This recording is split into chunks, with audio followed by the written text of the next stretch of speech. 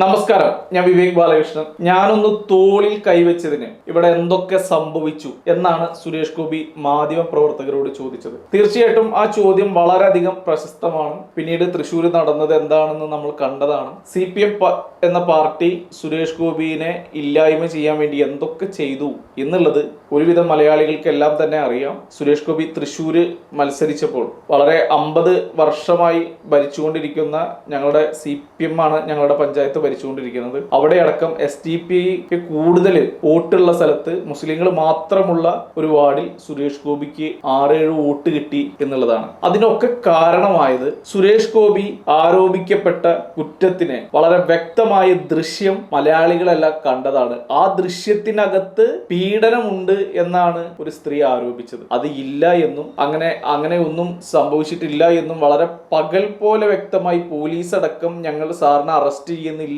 എന്ന് സുരേഷ് ഗോപിയോട് പറയുകയും വീണ്ടും പല നിർബന്ധ പ്രകാരം സുരേഷ് ഗോപി അറസ്റ്റ് വരിക്കുകയും ഒക്കെ ചെയ്ത കാഴ്ച അധികം കാലമൊന്നും ആയിട്ടില്ല. മലയാളി അത് മറക്കാനും സാധ്യതയില്ല. അതൊക്കെ ഇവിടെ നിലനിൽക്കുന്നുണ്ട്. ഇന്ന് മുഖ്യമന്ത്രി ശ്രീ പിണറായി വിജയൻ പറഞ്ഞത് രാഹുൽ മാങ്കൂട്ടത്തിന്റെ കാര്യം നമുക്ക് വിടാം, വേറെന്തെങ്കിലും സംസാരിക്കാം എന്നാണ്. അതിന്റെ തൊട്ടു മുമ്പ് അദ്ദേഹം പറഞ്ഞത് രാഹുൽ മാങ്കൂട്ടം എന്ന് പറയുന്ന MLA ചെയ്യാൻ പാടില്ലാത്തതാണ്, ജനപ്രതിനിധി ചെയ്യാൻ പാടില്ലാത്തതാണ് എന്നൊക്കെയാണ്. ഒപ്പം പറഞ്ഞത് VD സതീശനോട് ചോദിച്ചാൽ രാഹുൽ മാങ്കൂട്ടം എവിടെയുണ്ട് എന്നറിയാം, VD സതീശനാണ് പറയേണ്ടത് എന്നാണ്. അത് വളരെയധികം ശരിയാണ്. കാരണം ആഭ്യന്തര വകുപ്പ് കൈകാര്യം ചെയ്യുന്നത്, കേരളത്തിലെ ആഭ്യന്തര വകുപ്പ് കൈകാര്യം ചെയ്യുന്നത് VD സതീശനാണ് എന്ന് നമുക്ക് എല്ലാവർക്കും അറിയാലോ. അതുകൊണ്ട് ആ പറഞ്ഞ കാര്യം വളരെ വ്യക്തമാണ്. അപ്പോൾ പറഞ്ഞു വരുന്നത്, ഒരുപാട് ദിവസങ്ങളായി ചാനലുകളൊക്കെ തന്നെ ചർച്ച ചെയ്യുന്ന വിഷയമാണ് രാഹുലിന്റെ. പലപ്പോഴും അർജന്റീനയും ബ്രസീലും കളിക്കുന്ന ഫുട്ബോൾ കളിയിൽ ആര് ഗോൾ അടിക്കുന്നു എന്ന് പറയുന്ന ആ ഒരു ആവേശത്തിലാണ് പല ചാനലുകളും രാഹുൽ മാങ്കൂട്ടം ഇതാ എവിടെ എത്തി, അതാ പോലീസ് അങ്ങോട്ട് പോകുന്നു, ഇപ്പോൾ കീഴടങ്ങുമോ,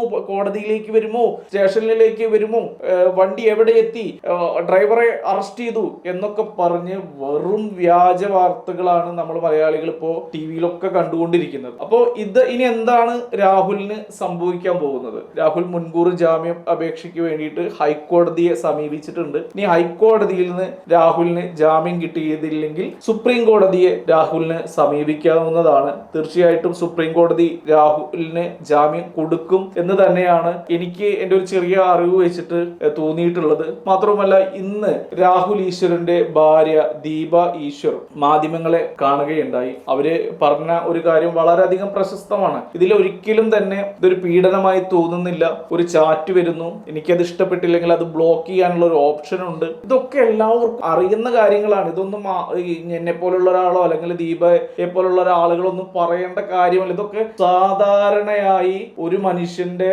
ബുദ്ധിയിൽ ഉദിക്കുന്നതും ഒരു നല്ല വ്യക്തികൾ യൂസ് ചെയ്യുന്ന ഓപ്ഷൻസ് ഒക്കെയാണത്. അതായത് തന്റെ ബന്ധത്തിന് വിഘ്നം വരുത്തുന്ന രീതിയിലോ അല്ലെങ്കിൽ തന്റെ മെന്റലി തനിക്ക് ഡിപ്രഷൻ ഉണ്ടാക്കുന്ന കാര്യങ്ങൾ വരുന്ന രീതിയിലോ ഒക്കെ ഒരാളുടെ ചാറ്റ് കടന്നു പോകുന്നുണ്ടെങ്കിൽ ഒരൊറ്റ ടച്ചേ വേണ്ടൂ. ആ ബ്ലോക്ക് എന്നുള്ള ആ ഒരു ഓപ്ഷനിൽ കൈയൊന്ന് അമർത്തിയാൽ തീരാവുന്ന പ്രശ്നങ്ങൾ ഇത്രയും എത്തിച്ചു. ഇപ്പൊ കഴിഞ്ഞ ദിവസം പ്രിയങ്ക എന്ന് പറയുന്ന നടി എന്താണ് പറഞ്ഞത്? എങ്ങനെയാണ് ഒരു സ്ത്രീയെ 5 പ്രാവശ്യം ബലാത്സംഗം ചെയ്യാൻ പറ്റുക എന്നാണ് ഒരു സ്ത്രീയാണ് ചോദിക്കുന്നത്. സമൂഹത്തിൽ മാധ്യമങ്ങളുടെ മുന്നിൽ വന്നിട്ട് ചോദിക്കുകയാണ്, ഒരു സ്ത്രീയെ എങ്ങനെയാണ് ഒരാൾക്ക് 5 പ്രാവശ്യം ബലാത്സംഗം ചെയ്യാൻ പറ്റുന്നത് എന്നുള്ള ചോദ്യം വളരെ പ്രശസ്തമാണ് അവിടെ. അപ്പോൾ ഒരുപാട് ആളുകൾ ഇത്തരത്തിലെ ചോദ്യങ്ങൾ ചോദിച്ചിട്ട് മുന്നോട്ട് വരുന്നുണ്ട്. ഒരുപാട് അമ്മമാർക്ക് ഇതിന്റെ സത്യാവസ്ഥ എന്താണെന്നൊക്കെ ഒന്ന് ചിന്തിച്ചാൽ മനസ്സിലാവും. അങ്ങനെ ഒരുപാട് പേരുടെ അമ്മമാരുടെ ഹൃദയം കൊണ്ട് ദൈവത്തെ വിളിക്കുന്ന വിളി എന്തായാലും രാഹുൽ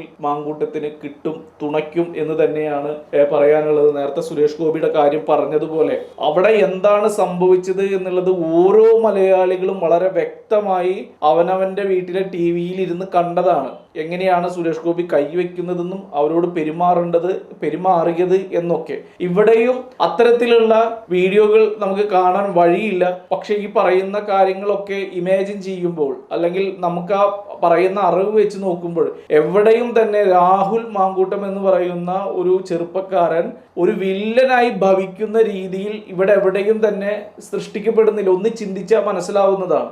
അപ്പോൾ അതിന് വ്യക്തമായ പ്ലാനോടുകൂടി ഒരു വളരെയധികം സ്ക്രിപ്റ്റ് എഴുതി അതിനെ എല്ലാം നരേറ്റ് ചെയ്തിട്ട് എന്താണ് അവിടെ കോടതിയിൽ സമർപ്പിച്ചിട്ടുള്ളത്. കോടതി വിധി ജഡ്ജി പറഞ്ഞത് ഭയങ്കരമായ ഒരു ഭീകരത സൃഷ്ടിക്കുന്ന രീതിയിലാണ് ജഡ്ജി അതിനെ നരേറ്റ് ചെയ്തത്. അപ്പോൾ അത്തരത്തിലുള്ള കാര്യങ്ങൾ എന്തുകൊണ്ട് സംഭവിക്കുന്നു എന്ന് വ്യക്തമായി ചിന്തിക്കുമ്പോൾ ഈ ജഡ്ജി ആരാണെന്ന് കേരള സമൂഹത്തിന് അറിയാം, അവരുടെ രാഷ്ട്രീയ പശ്ചാത്തലം എങ്ങനെയാണെന്ന് അറിയാം. അതൊക്കെ ഈ ഒരു കേസിനെ ഇൻഫ്ലുവൻസ് ചെയ്തിട്ടുണ്ട് എന്ന് നമുക്ക് പറയാൻ പറ്റില്ല. കാരണം അവർ ആ തൊഴിലിനോട് എത്രമാത്രം നീതി പുലർത്തുന്നു എന്നുള്ളത് പോലെ ഇരിക്കും. പക്ഷെ ഇത്തരത്തിലുള്ള ഒരു കേസ് ഇത്തരത്തിലാണ് വിധി വന്നത് എന്ന് കാണുമ്പോഴാണ് നമുക്കതിലത്തെ വിചിത്രത മനസ്സിലാവുന്നത്. കാരണം ഇദ്ദേഹം പീഡിപ്പിച്ചു, ഈ സ്ത്രീയെ ബലാത്സംഗം ചെയ്തു. ഒരു വീട്ടിലേക്ക് പരാതിയുമായി വന്നപ്പോ ആ പരാതിയുമായി വന്ന ആ സ്ത്രീയെയാണ് രാഹുൽ മാങ്കൂട്ടം പീഡിപ്പിച്ചത് എന്നാണ് പറഞ്ഞത്. ഒരിക്കലും അങ്ങനെയല്ല സംഭവിച്ചിട്ടുള്ളത് എന്നുള്ളത് അവരുടെ കഥകൾ, ഈ ചാനലുകാർ തന്നെ പബ്ലിഷ് ചെയ്ത കഥകൾ കേട്ട് കഴിഞ്ഞാൽ മലയാളികൾക്ക് മനസ്സിലാവും.